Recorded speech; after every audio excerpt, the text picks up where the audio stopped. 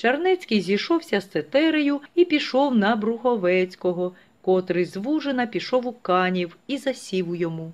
В кінці мая Чарнецький з Тетерою напали на Бруховецького і билися з ним од ранку до самого вечора, і нічого не вдіяли.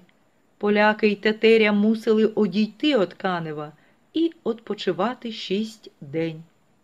Семого дня Чарнецький знов напав на Канев, вдарив на піших козаків Бруховецького та на москалів, та все-таки нічого не вдіяв. Він опустився від Канева під Корсун, а далі під Білу церкву і напав на ставища. Ставищани стояли за царя і не пустили Чарнецького. Вони вирізали всіх польських жовнірів, котрі зістали в ставищах, і навіть поранених, котрі зістали в лазареті. В городі заперелось 16 тисяч народа. Дачко й Булганий звеліли викопати кругом валів рів.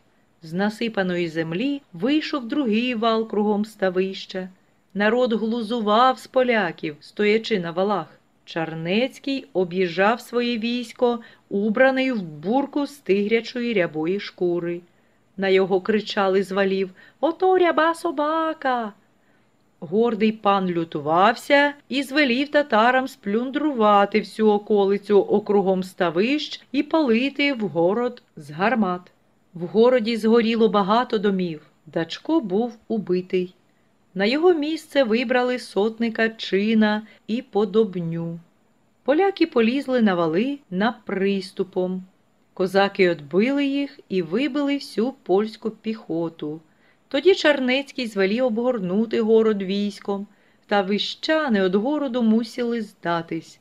Вони зв'язали і привели до Чарнецького 13 чоловік, між ними Чина й Подобню. Чарнецький взяв з ставищ для татар великий викуп, поставив 2 полки і одняв дзвони за те, що в їх дзвонили, скликаючи народ з сіл проти поляків. Під ставищами поранили самого Чарнецького, а Тетеря пішов з військом на Поділля, щоб не дати людям зібрати хліб і присилувати їх піддатись королеві. Він розіслав листи, в котрих був намальований хрест та образ Богородиці. Тетеря заприсягається тим хрестом, що поляки більше не будуть панувати на Україні. Але Тетері ніхто не йняв віри. Простий народ знав добре польських панів та Тетерю. От самих жнив 1664 року, всю зиму і до других жнив 1665 року тяглася війна Бруховецького з Тетерею та з поляками.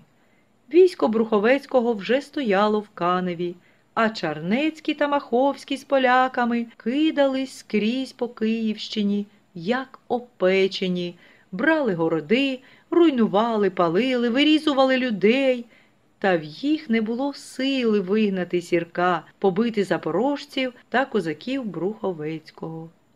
Тим часом височан одняв від поляків Лисянку й ставище. Чарнецький не сподівався цього від ставищан, напав на ставище, звелів вирізати всіх людей і спалив ставище до останньої хати. Після того поляки вирізали всіх людей, навіть малих дітей в Боярці. Після такого кровавого діла люди з Корсуна, Білої церкви та Черкас втікали за Дніпро і селились на степах. Після того Чернецький поїхав до Варшави на раду чи на сойм. Йому було тоді 66 літ. Він заслаб дорогою, під Дубном в селі Соколівці він звелів нести себе в одну хату, висповідався і тут умер. Після смерті Чарнецького повстання проти Польщі ще більше розгорілося.